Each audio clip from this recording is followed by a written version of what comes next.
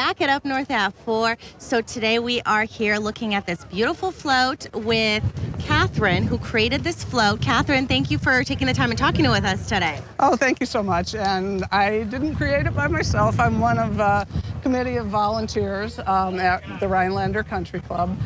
This year's theme for the whole parade was Road to Independence. And so our signs say, from cannons to tanks, fighting for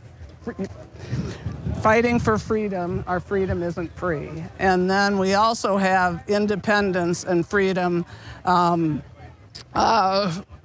did I say?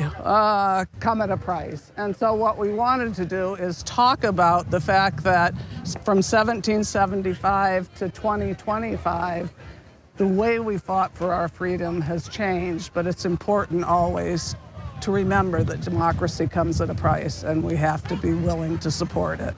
And it is a beautiful float, you know, a great idea, great inspiration. So how long did it take to make? You know, we start out with a planning meeting about usually sometime in May, and then we'll get together every Monday night at a warehouse and start building, and we usually do 4 Mondays usually gets us done, and we go out for dinner afterwards, so it's really convivial and a sense of community, and yeah, it's one of the fun activities we do at the country club. And of course, this float, you know, highlights the theme of this year's 4th of July parade. So why this kind of design? What made you kind of come up with this design for the theme? We've got one guy, Don Paddock is his name, and he's both creative and almost like not by training, but he's almost an engineer. And, you know, he came up with the concept of building the cannon, and we had the tank from a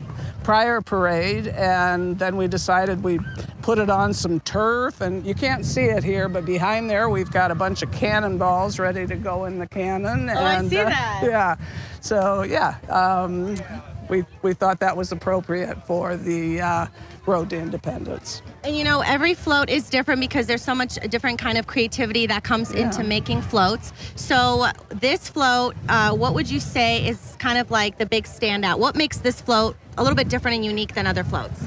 I think the mobility of the tank that's climbing up. We've even got, I don't know if you can see this, we have real moss. Oh, I do see that, yes. Real moss wow. on the float. So we're attentive to details and try and make it as realistic as we can.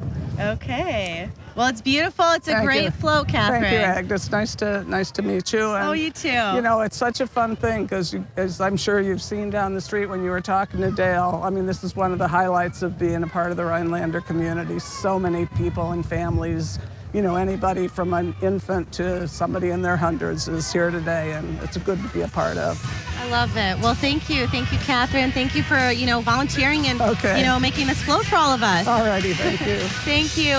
We'll be right back after this break.